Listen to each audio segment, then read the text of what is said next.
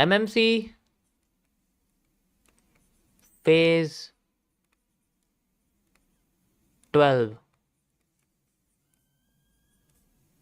TLC advanced version, ठीक है, ये आपका TLC है। तो ऐसा लग रहा है जैसे डॉल के वो बन गए ना, दो दो चुटियां बन गई हैं, चोटी बन गई, चोटी छोटी होती है ना, तो टी पे। इसका मतलब है आपका ट्रेंड लाइन कॉन्सेप्ट, ठीक है।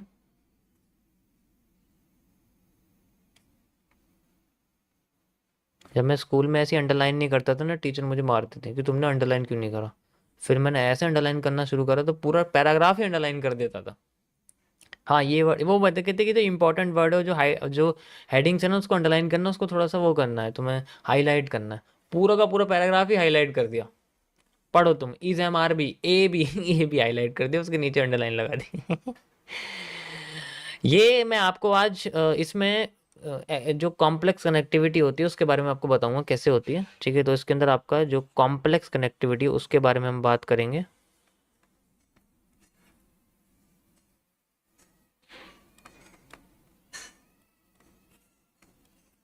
ठीक है। जैसे मान के चलो मैं आपसे कहता हूँ कि कोई भी ट्रेंड है, ठीक है, कोई भी ट्रेंड है, ये आपका कुछ पॉइंट्स हैं,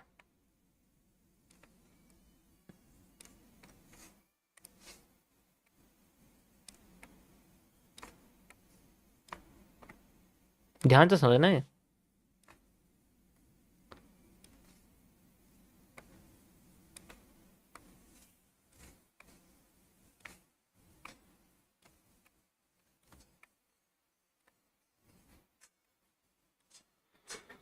अब मैं आपसे कहता हूं कि आपको ना ऐसी लाइंस खींचनी है जो इनसे कनेक्ट हो।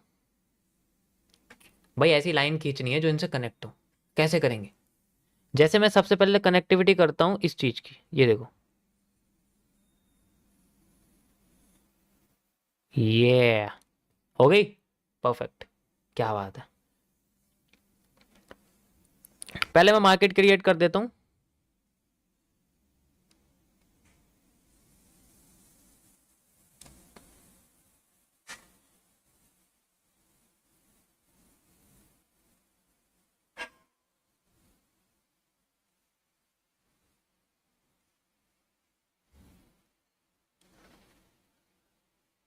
अब मैंने ऐसे लाइन कनेक्ट करी हुई है जो मैक्सिमम पॉइंट्स के साथ कनेक्ट हो रही है। अभी और भी लाइन कनेक्ट हो सकती है इसके अंदर। जैसे एग्जांपल के लिए मैं यहां से लेके ऐसे कनेक्टिविटी कर सकता हूं इसकी, for making a break down, हो गई।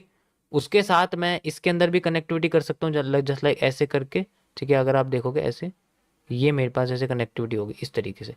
तो इनसे क्या पता लगेगा हमें? ब्रेकआउट्स के बारे में पता लगेगा, ब्रेकडाउन्स के बारे में पता लगेगा। ये अभी स्ट्रेट के बारे में आपको बताऊं, कर्व में तो और भी मुश्किल होता है, लेकिन स्ट्रेट मार्केट में हम पता करेंगे तो और भी ज़्यादा सिंपल। इससे क्या होगा कि हमें किसी भी स्ट्रक्चर के सारे हाई लोस को इस तरीके से कनेक्ट करना है जिसमें सबसे ज़्यादा कनेक्टिविटी निकले और जिसमें मार्केट टैपिंग ज़्यादा करे, ब्रेकडाउन कम करे, ब्रेकआउट कम करे। इसी को बोलते हैं किसी भी स्ट्रक्चर के कैरेक्टर को चेंज करना, किसी भी ट्रेंड लाइन के कैरेक्टर को चेंज करना। तो यहाँ पर जो कॉन्सेप्ट यूज होगा वो हम ट्रेंड लाइन के बेसिस के लिए यूज करेंगे, यानी कि हम क्या यूज करेंगे? हम लोग ट्रेडिंग व्यू का ट्रेंड लाइन यूज करेंगे। ट्रेडिंग व्यू का टूल है, ट्रेंड लाइन वाला जो टूल है, ठीक है, हम उसको यूज करने वाले हैं। और इसके जरिए हमें क्या करना है? हमें इसके कैरेक्टर को चेंज होते हुए देखना है, ठीक है। कैरेक्टर को चेंज होता हुआ देखना हमें, इसका कैरेक्टर। अब ट्रेंड लाइन का कैरेक्टर कैसे चेंज होगा? है नहीं बिल्कुल नई चीज। ट्रेंड लाइन का कैरेक्टर कैसे चेंज होता है? जैसे मैं आपके सामने कुछ ट्रेंड लाइन लगाता हूं ऐसे और ऐसे, इनके कैरेक्टर कैसे चेंज होंगे? कैरेक्टर चेंज होने का मतलब होता है जैसे मार्केट चलो ऐसे होके आ रही है, कभी इसके पास आके बैठती नहीं है, कभी इस पे नहीं आती, वो इस तरीके से घूमती रहती है, ऊपर जाती है। एक बार भी मार्केट अगर यहां आके बैठ गई और ऐसे करके मार्केट ने ऐसे कर दिया, अब ये ट्रेंड लाइन हमारे पास कैरेक्टर की तरह काम करेगी। अब हमें जब भी मार्केट में मूवमेंट मिलेगी शायद इस पे ही मिले, और फिर मार्केट जब नीचे आए तो इस पे ही मिले। This is called the change of character of A trend line. Notice करा होगा बहुत लोगों ने ये चीज कि उनकी ट्रेंड लाइन के ऊपर कभी मार्केट नहीं आती, नीचे कभी मार्केट नहीं आती, ठीक है। क्या करती है वो, ऊपर नीचे घूमती रहती है, और जब एक दो बार आ जाती है तब उसके मूव क्रिएट होते हैं, ठीक है। ठीक है, हम इनको सप्लाई डिमांड से मेजर कर सकते हैं, ऐसी कोई दिक्कत वाली बात नहीं, ठीक है। यहां तक समझ में आया? ये पहला तरीका है। दूसरा इसका उल्टा होता है कि अगर मार्केट अपने आप को ऐसे इस जगह पे घुमाती है, स्लाइक ऊपर लेके जाती है, फिर आती नीचे, फिर इसी पॉइंट पे आती है, फिर ऊपर लेके जाती है, इस जगह पे आती रहती है और इसी जगह पे अपने आप को मूव करती रहती है, ठीक है। अब वो इस जगह पे आ ही नहीं रही है, आ ही नहीं रही है, और जब आ ही नहीं रही है तो ये हिस्सा कंटिन्यू होगा, जब आ जाएगी then it is following the same चीज। मतलब वो सपोर्ट रेजिस्टेंस बना रही थी और फिर उसके बाद अपने आप को सेंट्रल एरिया पे घूमने लग जाती है और फिर दोबारा से अपने आप, ठीक है। तो मैं चार्ट पे समझाता हूँ कैसे समझ आएगा। अभी के लिए फिलहाल के अगर आप यहाँ देखोगे तो यहाँ पर बहुत सारी दिक्कत आ रही है, ठीक है। मैं फिलहाल के लिए कुछ ट्रेंड लाइन लगाता हूँ, ये छोड़ो, यहाँ पर देखते हैं हम लोग, क्योंकि वहां मैं लगाऊंगा ना। अब इस हिस्से में ट्रेंड लाइन कैसे यूज करेंगे, सबसे इंपॉर्टेंट चीज, इस हिस्से में ट्रेंड लाइन कैसे कनेक्टिविटी करनी है। मान लो मैं आपसे कहता हूँ कि मेरे पास सिर्फ मार्केट का इससे पीछे तक का हिस्सा बचा, इससे आगे बनी ही नहीं है, तो मैं कैसे कनेक्टिविटी करूँ? मैं ट्रेंड लाइन यूज करूंगा, जैसे जितने भी पॉइंट्स हैं उनको कनेक्ट करने की कोशिश करूंगा, जस्ट लाइक ऐसे करके, ठीक है। ये यहाँ से ऐसे, जस्ट लाइक ऐसे नहीं हो पा रहा, कोई बात नहीं, ऐसे, परफेक्ट। ये देखो 2 पॉइंट यहाँ कनेक्ट हुए, एक यहाँ पर हुआ, एक यहाँ पर हुआ और एक यहाँ पर हुआ, ठीक है। नीचे की साइड कनेक्टिविटी होगी लेकिन मार्केट यहाँ नहीं गई। अब ऊपर की साइड कनेक्ट करता हूँ मैं, यहाँ पर आप देखो इस तरीके से मैंने पॉइंट कनेक्ट कर रखे हैं, ऐसे करके, ठीक है। ये मैंने पॉइंट कनेक्ट कर दिए जस्ट लाइक दिस, ठीक है। ऐसे मैंने पॉइंट कनेक्ट कर दिए, ओके। रुको जरा थोड़ा सा और, परफेक्ट।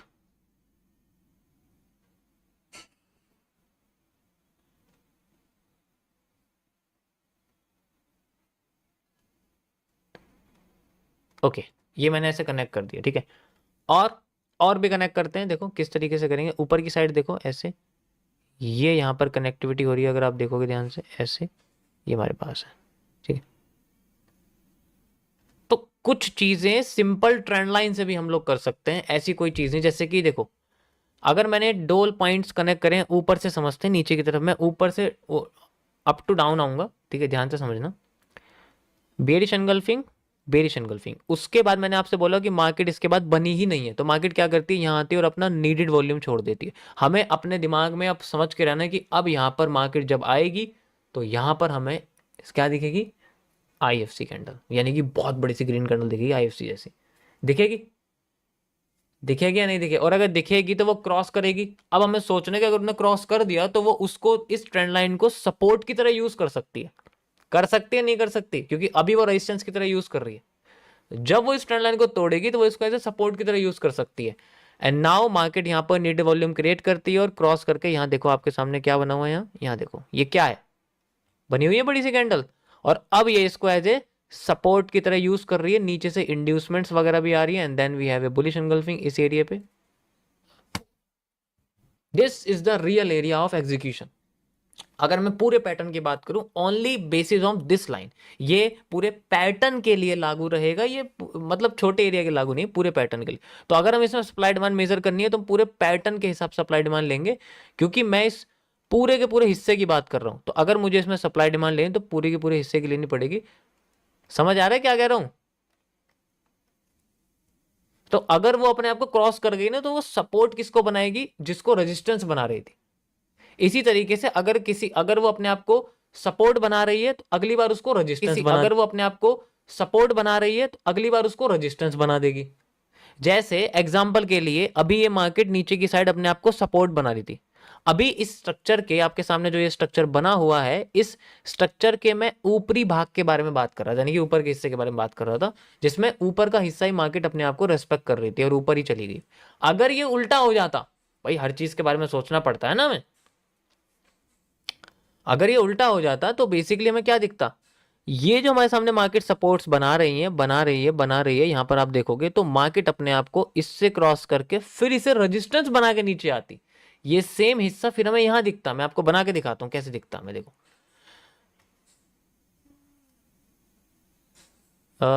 यहां से देखते हैं, नहीं यहां से देखते हैं, ओके ये इसको मैं मिरर्ड कर देता हूं,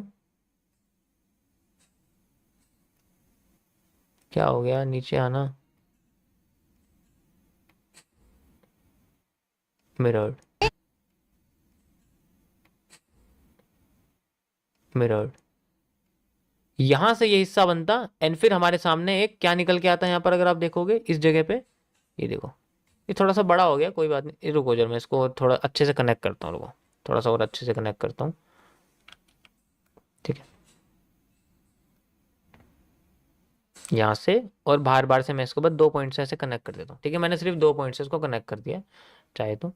अब मैं इसको यहाँ से ऐसे करके लगा रहा हूँ, ठीक है ऐसे करके, you can see like this, ठीक है इस जगह से यहाँ पर।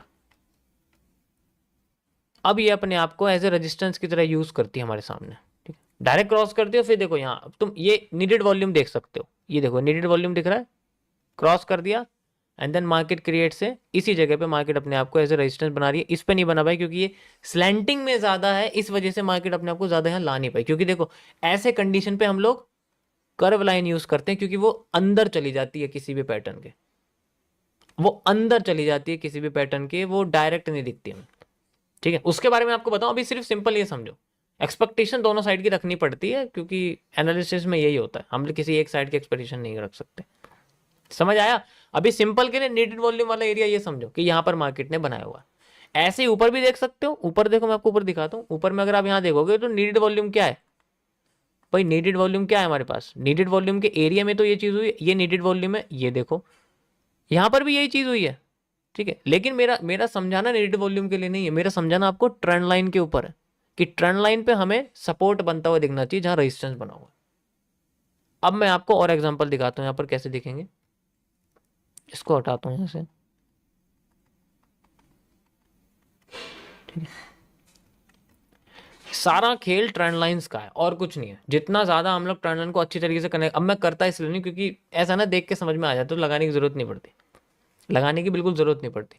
अब मैं आपसे कहता हूं कि मेरे सामने मार्केट यहां से लेके यहां तक बनी ही नहीं है, भूल जाओ भूल जाओ, यहाँ से लेके आगे की मार्केट बनी हुई है, अब मैं इसी के बेसिस में बढ़िया ट्रेंड लाइंस कनेक्ट करता हूँ, ठीक है कैसे कनेक्ट करेंगे, ये देखो पहले ऐसे,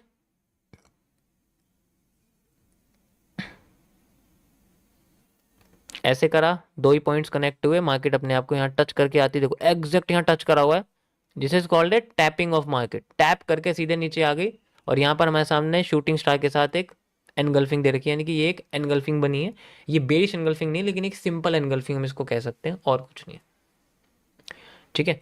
तो पहली बार में इसने एज ए सपोर्ट की तरह काम करा, हमारे रेजिस्टेंस की तरह काम करा, सॉरी रेजिस्टेंस की तरह काम करा, और अब हम इसको यूज करेंगे इंटरनल के लिए, अंदर के लिए कैसे यूज करेंगे, लाइक दिस आप देख सकते हो ऐसे करके, you can see like this, ठीक है इस तरीके से मैंने यूज करा, यहाँ मैंने कनेक्टिविटी करी है एक, ठीक है 1 2 और 3, इसका क्या बेनिफिट है अभी देखते हैं, इसका क्या बेनिफिट है, ठीक है इसका बेनिफिट मिला है हमें आगे जाके, क्योंकि ये यहां से लेके यहां तक एक नीडेड वॉल्यूम क्रिएट करा है इसने, करा है नहीं करा है आगे जाके, क्योंकि भाई बहुत बड़ा स्ट्रक्चर है, इसको ध्यान से देखो, छोटा मोटा स्ट्रक्चर नहीं है ये पूरा इतना बड़ा स्ट्रक्चर है, तो इतने बड़े स्ट्रक्चर का पहला मूव फेक देन रिवर्सल, फिर रिवर्सल, फिर ऊपर गई फिर रिवर्सल, तो ये एरिया किसके लिए काम कर रहा है, नीडेड वॉल्यूम वाला एरिया, बिल्कुल सेम, सारा खेल नीडेड वॉल्यूम का है और कुछ नहीं है, सारा खेल नीडेड वॉल्यूम का है, मार्केट उस एरिया को जब छोड़ देती है तो उसको रिकवर करने के लिए आती जरूर है, वो बेशक कितनी ही नीचे चली जाए क्योंकि उसको आना है, वो एरिया उसने छोड़ा, लेकिन वो इतना बड़ा भी नहीं होना चाहिए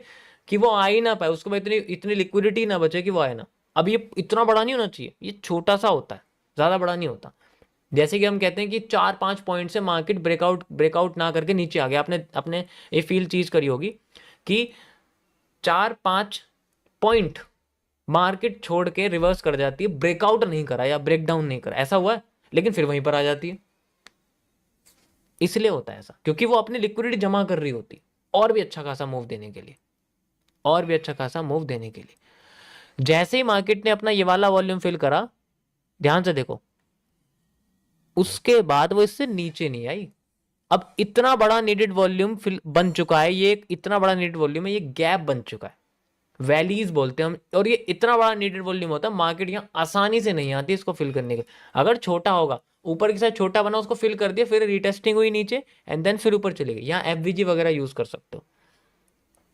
समझ आया?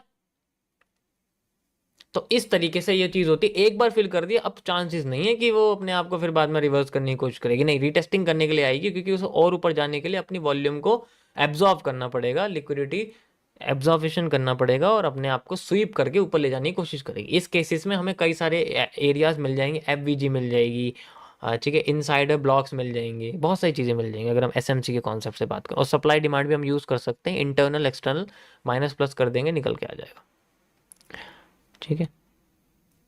तो यहां ट्रेंड लाइन का सारा कॉन्सेप्ट है और कुछ नहीं है, ठीक है। Best, one of the best area,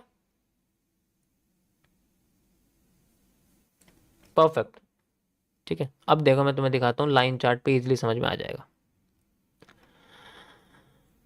resistance, resistance, resistance, ये देखो क्रॉस कर दिया, सपोर्ट, सेंट्रल एरिया, जितना मूव यहां से यहां तक उतना मूव यहां से यहां तक, समझ आया?